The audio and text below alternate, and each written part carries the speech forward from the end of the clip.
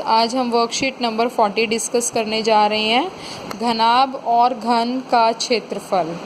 घनाभ आपने पिछली कक्षा में पढ़ा भी था और घन भी पढ़ा था। आज उसी के रिगार्डिंग हम कुछ क्वेश्चंस करने जा रहे हैं।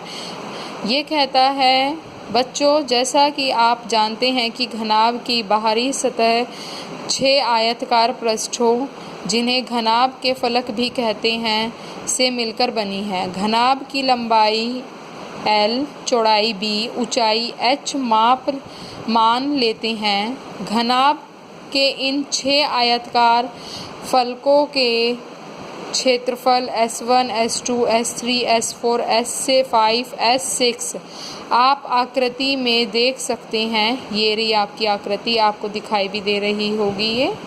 ओके, इस आकृति को कहता है ये।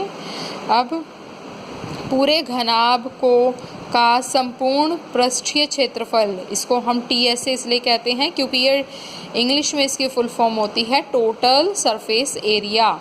इन 6 आयताकार फलकों के क्षेत्रफल का योग करने पर प्राप्त होता है।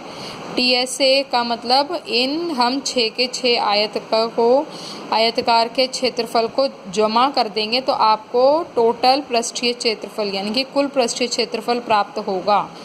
ये देखिए, आपको एक घन का आयत का क्षेत्रफल पता है क्या होता है। 2 इंटू में L प्लस B होता है, यानी 2, और एक का है लंबाई गुना चौड़ाई, ठीक है। दूसरे का चौड़ाई गुना ऊंचाई, फिर ऊंचाई गुना लंबाई। तो बेटा यदि हम इन सभी को जोड़ देंगे तो आपको यह प्राप्त होगा। ये इस फॉर्मूले की डेरिवेशन है कि ये फॉर्मूला आया कैसे।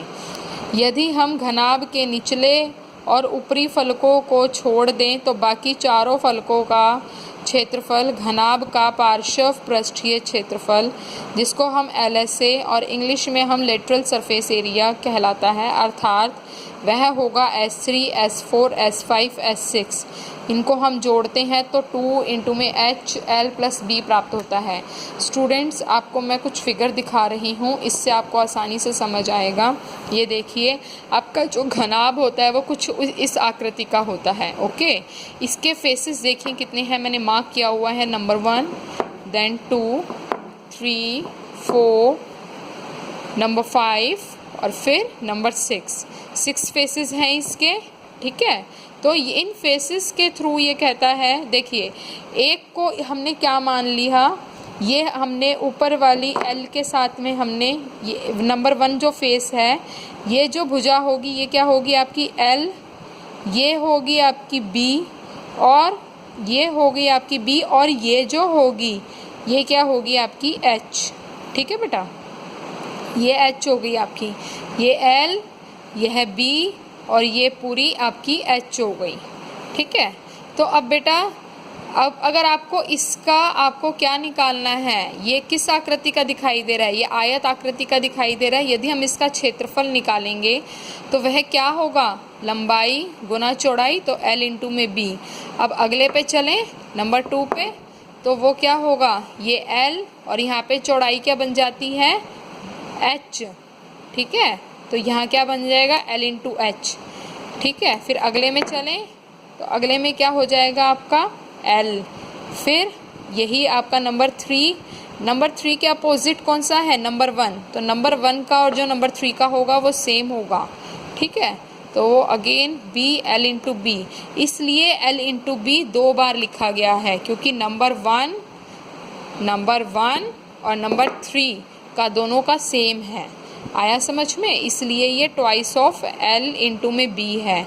और तो यह आपका कुछ घनाभ कुछ इस आकृति का होता है। सबसे पहली बात तो आपको ये समझ आनी चाहिए, ठीक है। इसके 6 फेसेस होते हैं।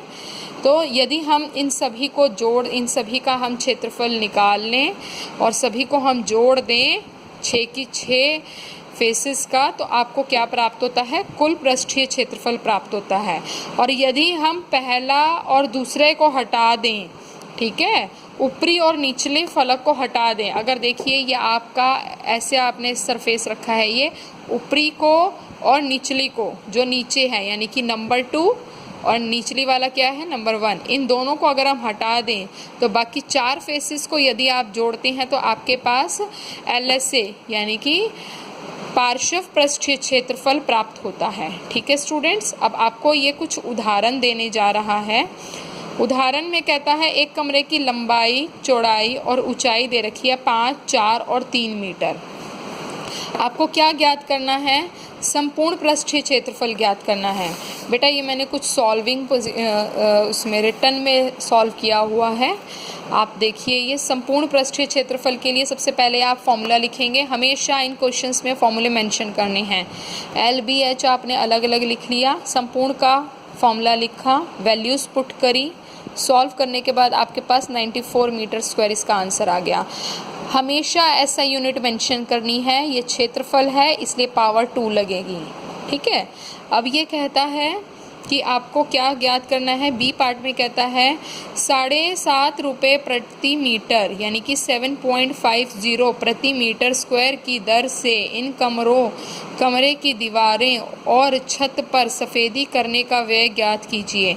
आपको बेटा अगर एक कमरा दे रखा है, उसकी दीवारें और छत की सफ़ेदी करनी है तो आप उसका क्षेत्रफल निकालेंगे। तो स्टूडेंट्स, ज़मीन नहीं सफ़ेदी करेंगे तो ज़मीन आपकी किस आकृति की है, ज़मीन भी आपकी आयतकार आकृति की है। तो सबसे पहली बात तो आप ये, अगर आपको ये फॉर्मूला लिखना है, ठीक है। ये फॉर्मूला कैसे आया, आपको कमरे की दीवारें और छत का क्षेत्रफल निकालना है, फिर उसका व्यय निकालना है। यदि 1 मीटर स्क्वायर का कितना रुपए है, 7.50 रुपीज़ है। ठीक है बेटा, ये कैसे आया, आप सभी को पता है कुल पृष्ठीय क्षेत्रफल आप सभी को आता है 2 इंटू में LB plus BH plus HL। Okay, जब इसको आप खोलते हैं तो ये आपका क्या होता है 2LB plus 2BH plus 2HL। Okay, ये कहता है कि ज़मीन को नहीं पेंट करना। जब आप अपने घरों में सफ़ेदी कराते हैं तो दीवारों को और छत को ही कराते हैं, ज़मीन को नहीं कराते। तो ज़मीन को हटाने के लिए हम क्या करेंगे, माइनस का HL कर देंगे, माइनस का LB कर देंगे, सॉरी। ठीक है, यानी कि हमने ज़मीन का क्षेत्रफल माइनस कर दिया। जब हम LB यहाँ पे ट्वाइस है, यहाँ सिंगल LB है, माइनस करेंगे, ये लाइक टर्म्स हैं, 2 में से 1 गए तो 1 LB बचा, 1 LB plus 2BH plus 2HL।